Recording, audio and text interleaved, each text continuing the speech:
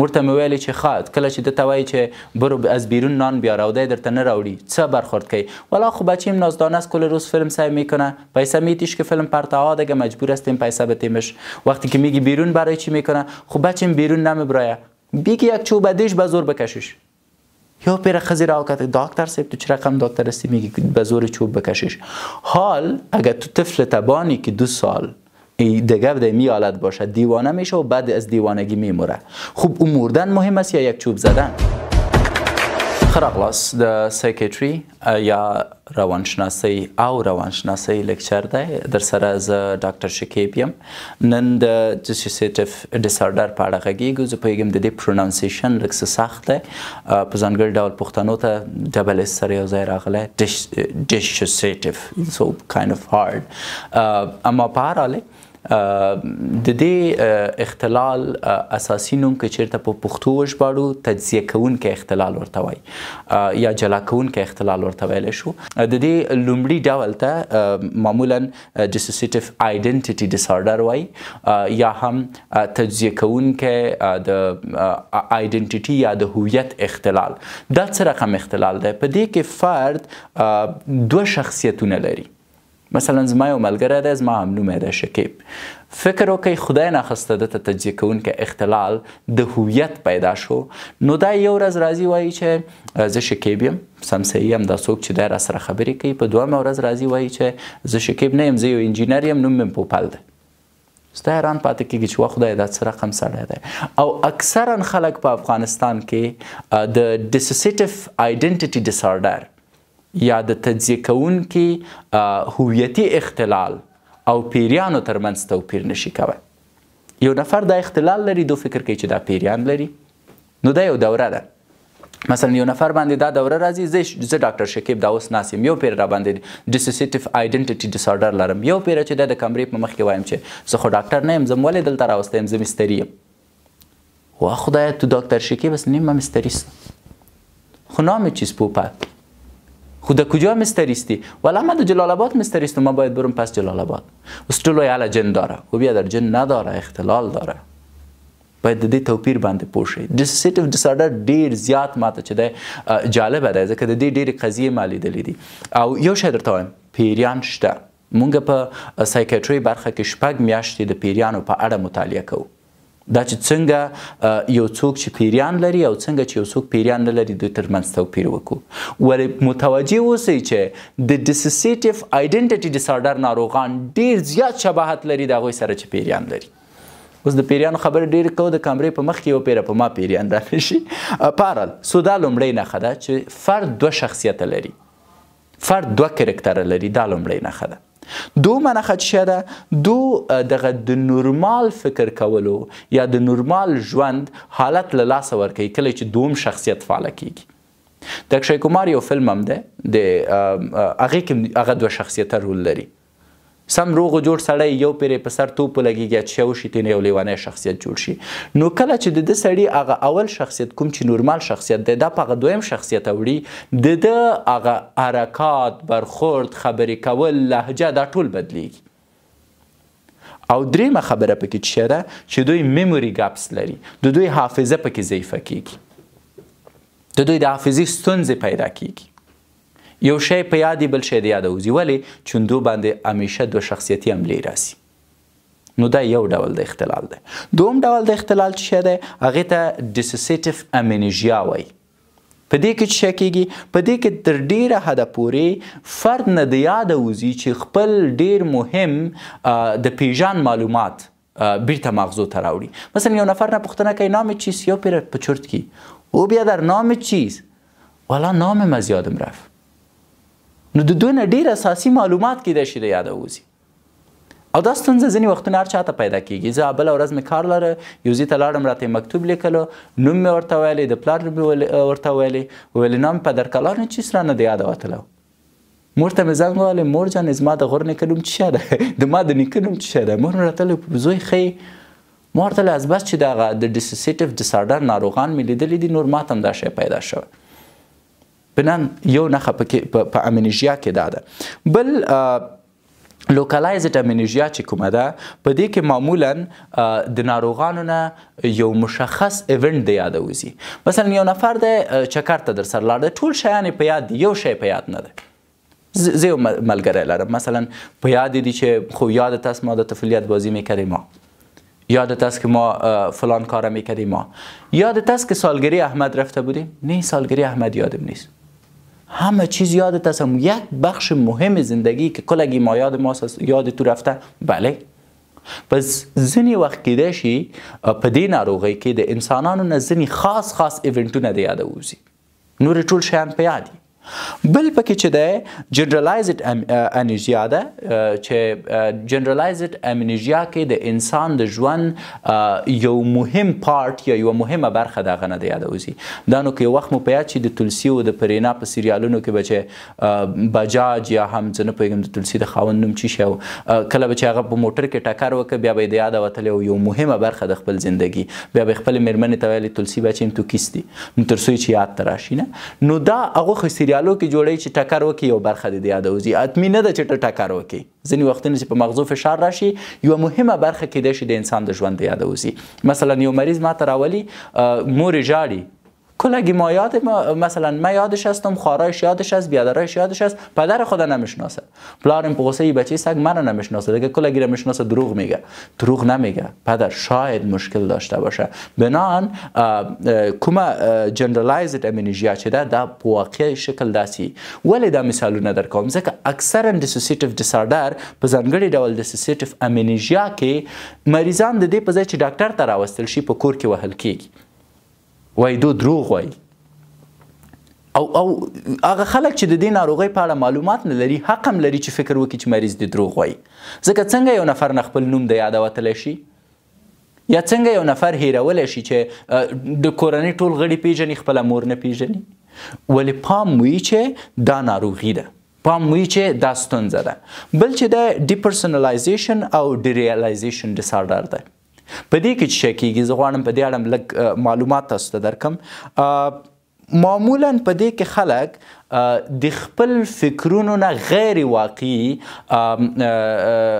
نظریات چې د تجربه کوي او د حقیقت نه بیخي لرې ځي. معمولا ډیری خلک چې کله تصوف وایي فلسفې کې داسې مشکلات پیدا کوي. مثلا یو نفر دی ورسره ناست یو پیروی وایي زندگی واقعی نیست، زندگی که ما درش هستیم یک خواب است، ما نویال در خواب هستیم، این زندگی نیست. در تنگ یو سلی یو سپیده ور که بخی بیدار شد چه رقم خواب است؟ حقیقت است. نه اینمی واقعی نیست. په اصل کې دا یو ډیسوسیټیو ډیسارډر دی. دا معمولا چاته پیدا کیږي؟ هغه خلک چې ډیر فلسفي کتابونه لولي، هغه خلک چې وحشتناکه فلمونه ګوري، هغه خلک چې داسې حالاتو سره مخ کیږي چې د هغې حالاتو تحمل نه لري. حتی هغه خلک چې په دې سترو کشتیو کې چې کشتیو کې جګیږي او تاویږي. زه یو ورځ پاکستان ته لاړم، په دې کشتۍ کې ناست وم چې دا لږ راښکته شو، لږ پاتې و چې زړه مې راوځي، ما ودروه وروره. کله چې په مغز فشار راځي او مغز یو شی نشي جذبوی، نو کیدای شي چې ډیپرسونالایزیشن او ډیریالایزیشن ډیسارډر یو فرد ته پیدا شي. او دوی معمولا پکې د شیانو په اړه او د خلکو په اړه غیر واقعي او غیر ریښتیني فکرونه پیدا کوي. مثلا کیدای شي دوی وایي چې همدا اوس مونږ ملګري کې ناست یو، کیدای شي یو پیر یو ملګری راجګ شي وایي چې همیشه کې انسان نیست روبات است، او په دې فکر کلک ولاړي. ولې؟ چون د ډیر زیات داسې فلمونه لیدلي چې هغه روباتیک فلمونه یا وحشتناکه فلمونه یا ماشینري فلمونه. مثلا ما یو مریض درلود او په هغه مې ډیر زیات زړه درد کو. دی وړوکی و، تقریبا 12 کلنه لکو. په 12 کلنۍ کې د یو اسلامي فلم لیدلی چې په هغې کې یو نفر مونځ نه کوي، بیا دا مړ کیږي، بیا د پسې چې د شیطان راځي او د هغه عذاب قبر او دا شیان ویني. نو الګ د دې فلم د لیدو نه وروسته اوس د اوبو نه ډار لره. ما ته مور راوسته که می کلان بچه است، کل روز 6 فیلم میبینه، نه نان میاره نه د کارهای خانه کمک میکنه، هیچ کار. و مهمتر از همه ای که 6 ماه میشه خود نشسته، نه روی خود میشویه نه دستای خود. الک توایم تو بیا که بریم چیز تشناب خود بشوی، دستای تا بشوی، چه اوبر تا راولنده کام چیغی و ایجاری ما نمیشویم، چرا نمیشوی بچیم؟ یا نیسی کرماس میاید دستایم. اوکی صحیح است، بیرته مالک راوست ورسره کینستو بالاخره کیسه شروع شوه چې د 10 کلنۍ نه یو ملګري سره خبرې کولې په مکتب کې چې د یو اسلامي فلم لیدلی و چې عذاب قبر لره وحشتناکه و د هغې نه وروسته اوس دا وحشتناکه فلمونه ګوري او د وحشتناکه فلمونو نه وروسته اوس دته چې دی ان ریالټي فکرونه پیدا شوي اوس دا فکر کوي چې دې نړۍ کې چې دی قاتلین دي په دې نړۍ کې شیاطین دي اوبه چې دی په اصل کې د شیطان یو وسیله ده ځکه شیطان بیرته تا باندې حمله کوي د همدې فلمونو په اساس تر څو تا د خپل حقیقي ژوند نه لري نو 6 میاشتې د هغه هلک درملنې وخت ونیو تر څو د اوبو سره عادت شي 1 کال وروسته هغه هلک چې دی خپل ځان ومینځه نو دې ته پام وي چې ډیسوسیټیو ډیسارډر یو ډېر افسانوي او جالب بحث دی په سایکیټري برخه کې ډېر جالبه زه پوهېږم په دې اړه هېڅ ډاکټر تاسو ته په افغانستان کې بحث نه کوي او زه پوهېږم چې اکثرا داسې مریضان راځي زه نه پوهېږم عقلي او عصبي ډاکټران څنګه ورسره برخورد کوي اما په دې اړه باید کتابونه ولوستل شي په دې اړه ما څېړنې ډېرې زیاتې کړي او جالبه ده چې کله په دې بحث کې ډېر دننه کېږي باید خپل مغز ته چې دی متوجه اوسي ځکه وایي چې اکثریان عقلي او عصبي ډاکټران په آخر کې خپله لیوني کېږي نو دوی دلیل لري ځکه هغوی از بس چې دې بحث ته دننه کېږي د دوی په مغزو تاثیر کوي بنان ډیسوسیټیو ډیسارډر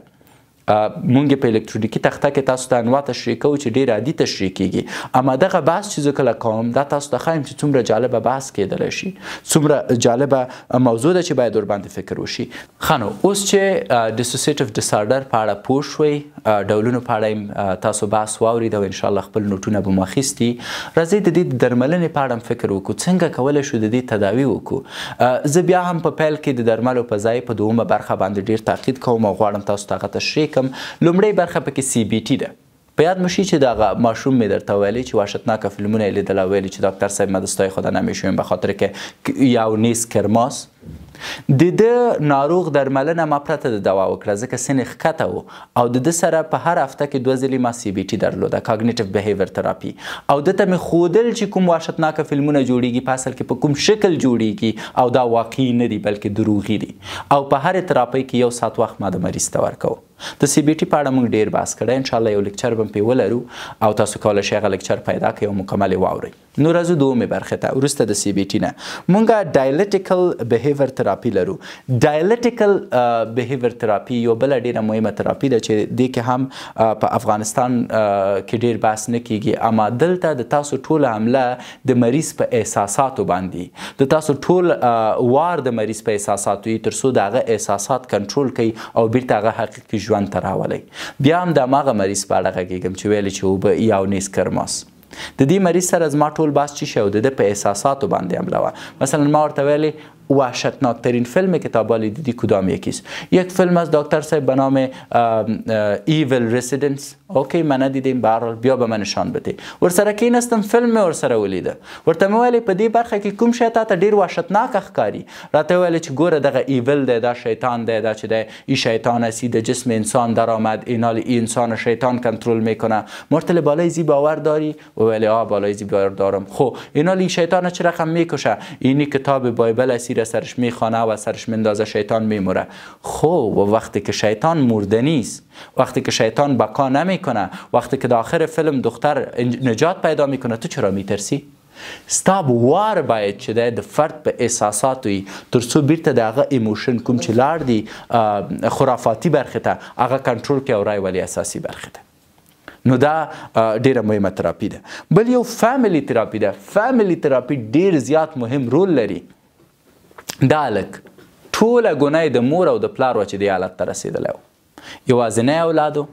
مور ته مې ویلې چې ښه کله چې ده ته وایي چې برو از بیرون نان بیار او دی درته نه راوړي څه برخورد کوي والا خب بچیم نازدانه است کل روز فیلم سعی میکنه پیسه میتیش که فیلم پرتها دیگه مجبور هستیم پیسه بتیمش وقتی که میگی بیرون برای چی میکنه خب بچیم بیرون نمیبرایه بیگی یک چوب دیش به زور بکشیش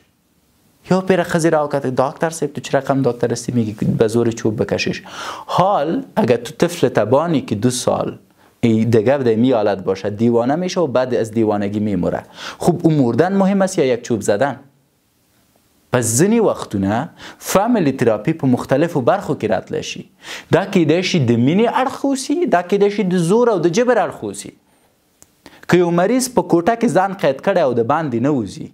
او ته په اخلاقو وباسي ته په مینه وباسي او په مینه ستا خبره نه اوري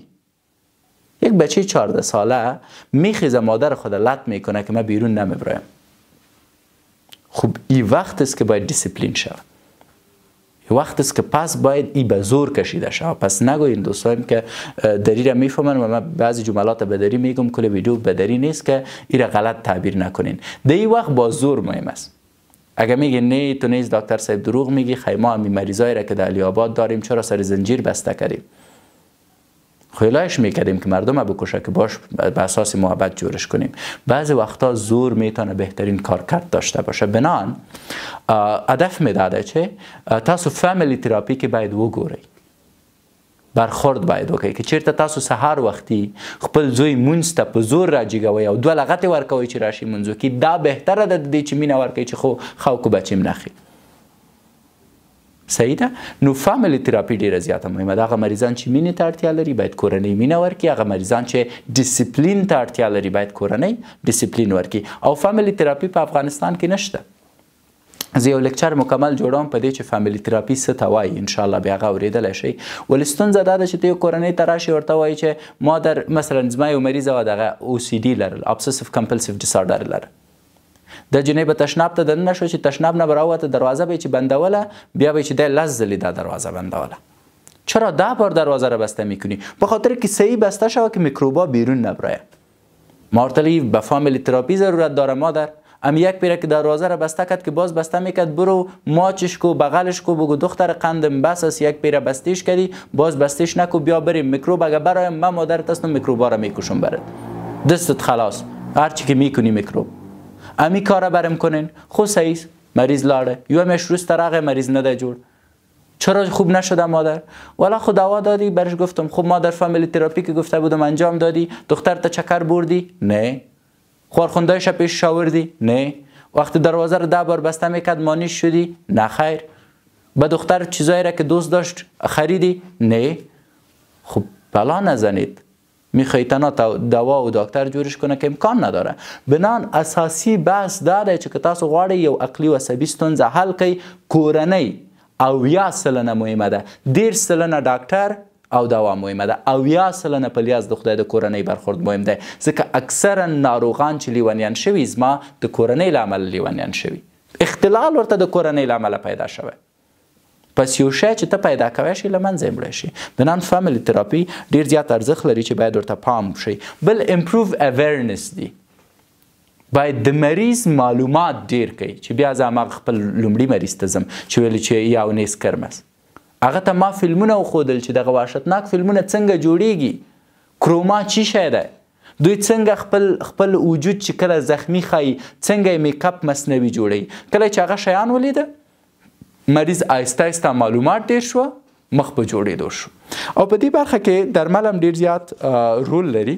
له دې سره مو نو د ډیسوسیټیو ډیسارډر هغه د پرونانسیشن میخک لیکچر پای ته رسیږي. تر بیا مو الله عمل ښې چارې ښه وخت.